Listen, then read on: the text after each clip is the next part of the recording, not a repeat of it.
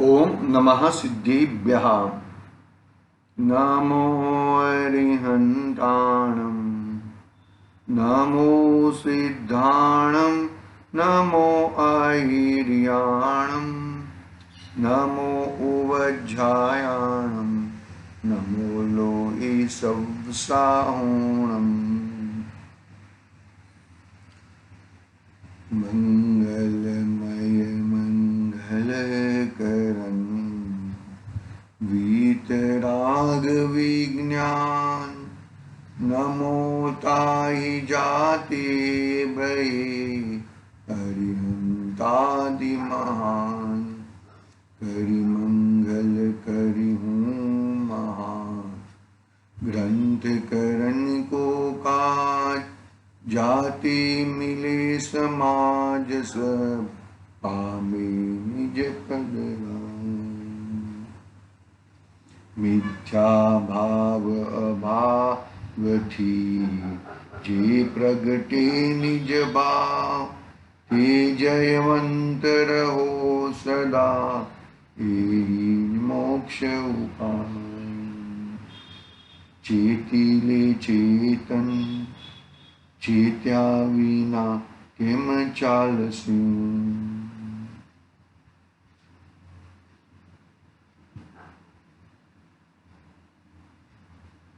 आज श्री मोक्ष मार्ग प्रकाशक नामक महान ग्रंथ है। आचार्य कल्प पंडित प्रवर्त तोडमल जी साहब द्वारा रचित ये महान ग्रंथ अपने सामने विराजमान है। दूसरा अधिकार चल रहा है नवीन बंध विचार। नवीन बंध जो बंध हुआ है उस बंध का विचार चल रहा है। बहुत ही महत्वपूर्ण चर्चा है, बहुत ही गंभीर चर्चा है। नवीन बंध यानी कि 4 प्रकार के बंध: प्रकृति बंध, प्रदेश बंध, स्थिति बंध और अनुभाग बंध। बहुत ही चर्चा हो चुकी है आगे के प्रवचनों में। अभी ये जो ये बंध हुआ है वो एक तरीके से स्थिर नहीं रहता, उसमें अपकर्षण और उत्कर्षण नाम हो सकता है। अपकर्षण यानी कि बहुत बड़ा बंध हो वो छोटा हो सकता है, और छोटा बंध हो बहुत बड़ा हो सकता है। वो किसके आधार पे है? तो बोलते हैं कि एकमात्र जीव भाव के ऊपर आधार है। किसके आधार पर है? एकमात्र जीव भाव के ऊपर आधार है। देखो, वहां जीव भाव के निमित्त से कई प्रकृतियों की अवस्था का पलटना भी हो जाता है। कई प्रकृतियों का जीव भाव का मतलब क्या? ज्ञाता दृष्टापना, राग द्वेष रहितपना और विनायक भाव। उस रूप में से जो रहता है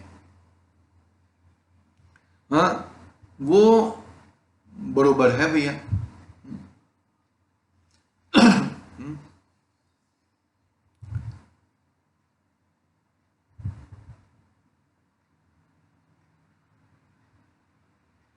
वहां जीव भाव के निमित्त से कई प्रकृतियों की अवस्था का पलटना भी होता है।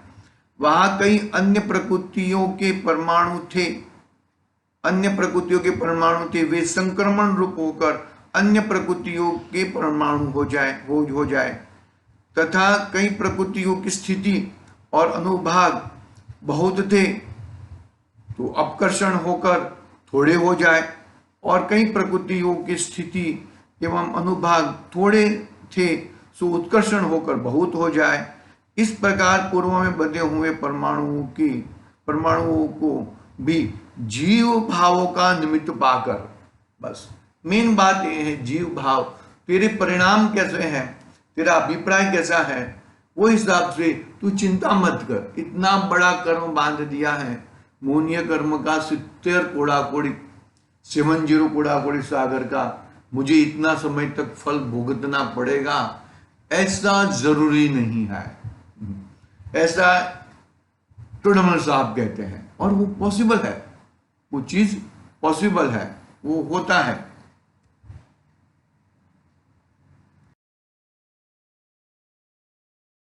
यहाँ तक अपनी कल बात हुई थी कि उत्कर्षण और अपकर्षण पॉसिबल है, तू बिल्कुल चिंता मत कर।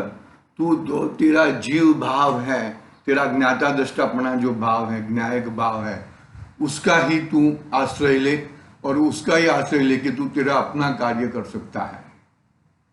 इस तरह की बातें अपनी हुई थी। अभी आगे थोड़ा प्रकरण बढ़ाते हैं। कर्मों की उदय रूप अवस्था, कर्मों की उदय रूप अवस्था कैसी होती है, वो एक प्रकरण हम प्रारंभ करते हैं। देखो, हमने ये भी देखा था ये अबाधा काल वाली जो बात थी ना, तो अबाधा काल में जिस तरह ये जीव आत्मा अनुभव करता है तो उसको तात्कालिक उसका प्रॉफिट मिलता है, तात्कालिक उसको लाभ मिलता है, तात्कालिक कषाय की शांतता होती है। इस तरह यदि यह जीव बाहर में क्रोधादि आदि भाव करता है या कषाय आदि भाव करता है तो उसका भी वही टाइम पे तो तात्कालिक उसको लाभ मिलता ही है। क्या? कौन सा लाभ? कषाय का लाभ। कौन सा लाभ? संसार का लाभ। कौन सा लाभ? आकुलता का लाभ। वो सब लाभ उसको मिलता ही है, तात्कालिक मिलता है, नहीं मिलता। लेकिन वो कर्म की किस तरह कैसे बांधे हैं, वो कर्म की आगे भी लाभ देते रहता है। अबाधा काल छोड़ के, अबाधा काल बहुत छोटा भी होता है और बड़ा भी होता है, ऐसा कुछ नहीं है। देखो, इसमें उत्कृष्ट और जघन्य स्थिति दोनों बताई, और उत्कृष्ट अबाधाकाल बताया और उत्कृष्ट जघन्य अबाधाकाल बताया। जघन्य अबाधाकाल कैसा बताया कि जो उत्कृष्ट स्थिति है या जघन्य स्थिति है उसका संख्यातवां भाग अल्प समझना। वो बहुत क्लियर है, मैटर एकदम क्लियर है, तुम इसकी चिंता मत करो। और तुम तो कर्म के थियरियों के सामने, कर्म के सामने तुम अपना ज्ञायक भाव को खड़ा करो। वही एक तुम्हारा है, वही एक ब्रह्मोस्त्र है, वही एक बाण है, ज्ञान बाण। ठीक है, अभी कर्मों की उदय रूप अवस्था पढ़ते हैं हम थोड़ा, आज समय कम रहेगा। तथा जब कर्म प्रकृतियों का उदय काल आए तब, क्या कहा? तथा जब कर्म प्रकृतियों का उदय काल आए तब स्वामी उन प्रकृतियों के अनुभाग के अनुसार कार्य बने। जिस जिस तरह से फल देने की शक्ति है जिन जिन प्रकृतियों में, उन प्रकृतियों में ऐसा कार्य बने। कर्म उन कार्यों को उत्पन्न करते हैं, कर्म उन कार्यों को उत्पन्न करते हैं, उनका उदय काल आने पर वह कार्य बनता है, उनका उदय काल आने पर वह कार्य बनता है। इतना ही निमित्त नैमित्तिक संबंध जानना। एक चीज याद रखो,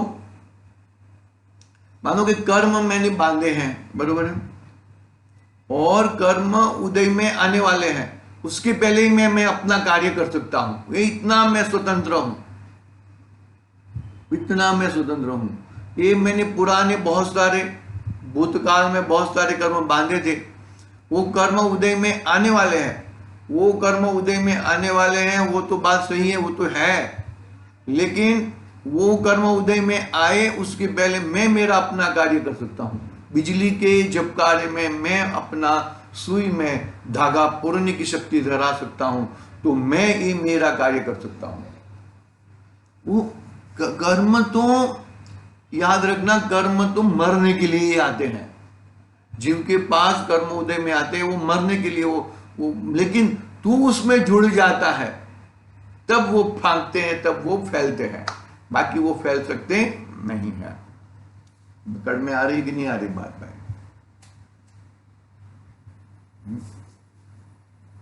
क्या कहा? समझ में आ रहा है कि नहीं आ रहा है? बहुत ही समझने जैसी बातें हैं ये सब बातें।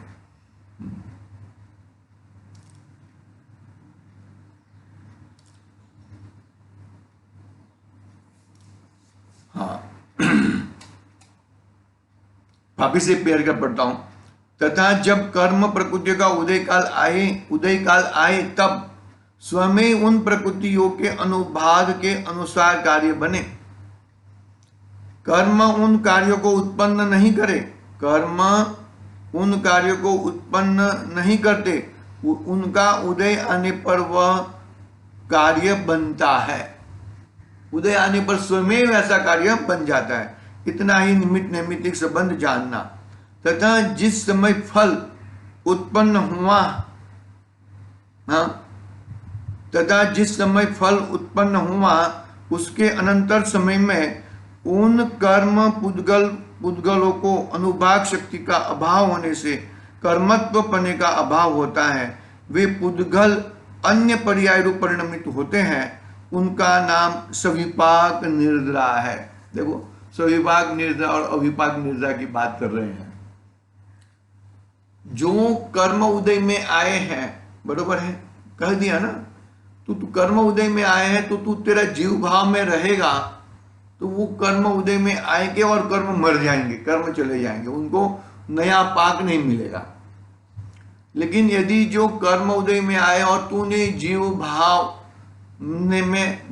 में रहते हुए न रहकर कर्म भाव में पहुंच गया तो नए कर्म प्रकृति रूप नए कर्म बनते हैं। पकड़ना, बात को अच्छी तरह समझना।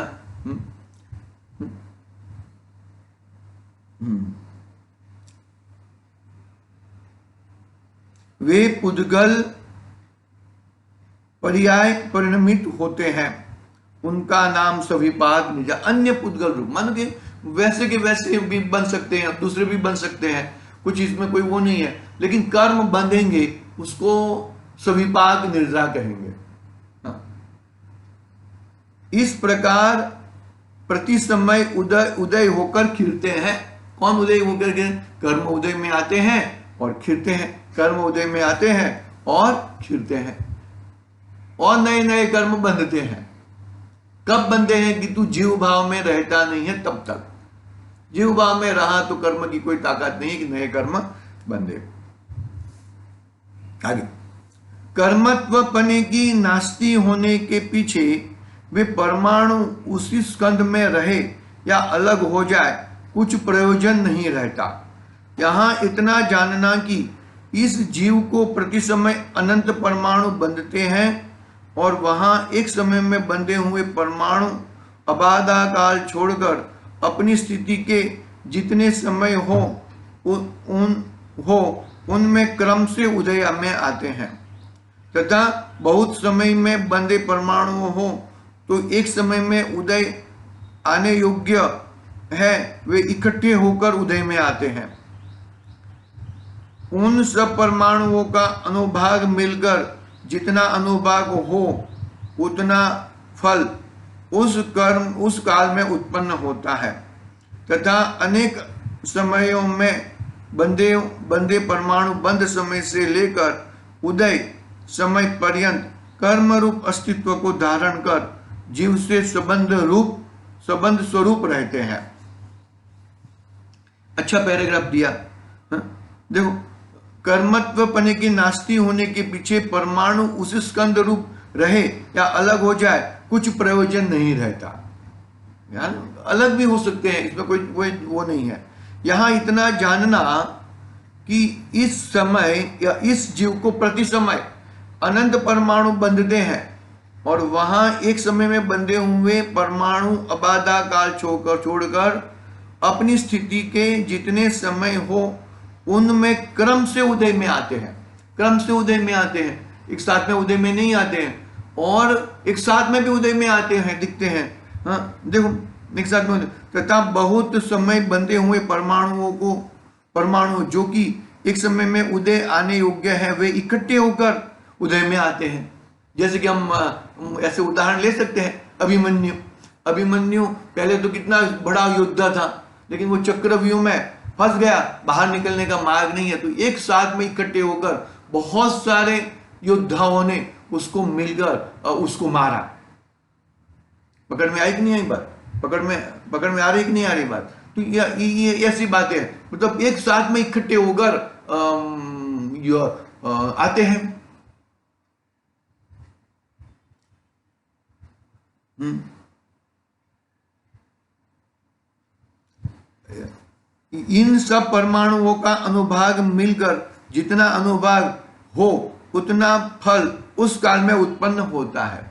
ऐसे भी हम बहुत सारे देखते हैं कि एक वो छोटा सा अड़सिया रहता है ना, तो वो अड़सिया के पीछे हजारों कीड़ियां लगी हुई रहती हैं, तो उसको कितना दर्द हो, तो जीव द्रव्य है, वो जीव है इसमें, लेकिन ऐसा एक साथ में क्यों आया? तो ऐसा तुमने पहले पूर्व में कर्म बांधे थे, उसके लिए वो उदय में आए हैं, उदय में आए हैं, ऐसा होता है। तो इन सब परमाणुओं का अनुभाग मिलकर जितना अनुभाग होता, अनुभाग हो उतना उतना फल उस काल में उत्पन्न होता है, तथा अनेक समयों में बंधे परमाणु बंध समय से लेकर उदय समय पर्यंत कर्म रूप अस्तित्व को धारण कर जीव से संबंध रूप रहते हैं, जीव से संबंध रूप रहते हैं। अनेक समयों में बंधे परमाणु बंध समय से लेकर उदय समय पर्यंत कर्म रूप अस्तित्व को धारण कर जीव से संबंध रूप रहते हैं। आगे, इस प्रकार कर्मों की बंध उदय सत्ता रूप अवस्था जानना। देखो, वो पहले सविपाक निद्रा की बात की ना, तो सविपाक निद्रा छोड़कर नए कर्म बंधन में नहीं रहते हुए यह जीव रियली अपना कार्य करे तो अविपाक निद्रा हो सकती है। उसे नया पाक दे बगैर निकल जाए कर्म, वो अविपाक निद्रा है, और नया पाक देते देते हुए निकले वो कर्म सविपाक निद्रा है। इस प्रकार कर्मों की बंध उदय सत्तारूप अवस्था जानना, वहां प्रति समय एक समय प्रबद्ध परमाणु बंधते हैं तथा एक समय प्रबद्ध मात्र की निद्रा होती है। 1.5 गुण हानि से गुणित समय प्रबद्ध मात्र सदाकाल सत्ता में रहते हैं। एक गणित बताया कर्णानुयोग का है, कर्णानुयोग का विशेषज्ञ है, तो हमें गुमटसार कर्मकांड जीवकांड हमें पढ़ना चाहिए, लेकिन फिर भी एक बार मैं पढ़ लेता हूं। देखो, इस प्रकार कर्मों की बंध उदय सत्तारूप अवस्था जानना, कर्मों की बंध उदय सत्तारूप अवस्था जानना, वहां प्रति समय एक समय प्रबद्ध मात्र परमाणु बंधते हैं, प्रति समय एक समय प्रबद्ध मात्र परमाणु बंधते हैं तथा एक समय प्रबद्ध मात्र की निद्रा होती है। एक समय प्रबद्ध मात्र परमाणु बंधते हैं और एक समय प्रबद्ध मात्र की निद्रा होती है, और 1.5 गुण हानि से गुणित समय प्रबद्ध सदाकाल सत्ता में रहते हैं। ऐसे कर्म कितनी सत्ता में रहते हैं, कितनी खिलते हैं और कितने नए बंधते हैं, उसका गणित बताया है। कोई चीज में कोई 1.5 गुण हानि गुणित समय प्रबद्ध मात्र सदाकाल रहते हैं। ठीक है, अभी यहां पर एक नया प्रकरण, बहुत सुंदर प्रकरण चालू हो रहा है। वो द्रव्य कर्म और भाव कर्म। द्रव्य कर्म से भाव कर्म बंधते हैं, भाव कर्म से द्रव्य कर्म बंधते हैं। ऐसा समझो ना, भाव कर्म तो जीव के भाव है, तो जीव के भाव ऐसा पाकर मोह राग द्वेष आदि भाव पाकर द्रव्य कर्म बंधते हैं, और द्रव्य कर्म का प्रदर्शन नो कर्म में होता है, और वो वापिस वो नो कर्म को देखकर, वो नो कर्म को जानकर वापिस भाव कर्म करता है और द्रव्य कर्म बंधते हैं। यानी कि भाव कर्म से द्रव्य कर्म से नो कर्म से वापिस भाव कर्म, ऐसी संतति चालू रहती है। तो ऐसी संतति कायम चालू रहती है, तो यह जीव मुक्त कैसे होएगा? एक प्रश्न मैंने आपके सामने खड़ा किया है, क्या है? मानो कि भाव कर्म से द्रव्य कर्म का प्रदर्शन नो कर्म में, और वापिस नो कर्म का निमित्त पाकर भाव कर्म से वापिस नए कर्म बंधते हैं। ऐसी संतति निरंतर चलती रहती है। तो ऐसी संतति निरंतर चलती है, तो इस संतति कब पूरी होएगी, इस संतति कब वो होएगी, वो एक महत्वपूर्ण टॉपिक है। वो महत्वपूर्ण टॉपिक को हमें देखना चाहिए। वो महत्वपूर्ण टॉपिक को देख के हम कल देखेंगे, और आप थोड़ा मतलब वो संतति कैसे बढ़ती रहती है, वो एक चीज देखना है। आज के लिए ओम नमः शिवाय। निज निधि निज में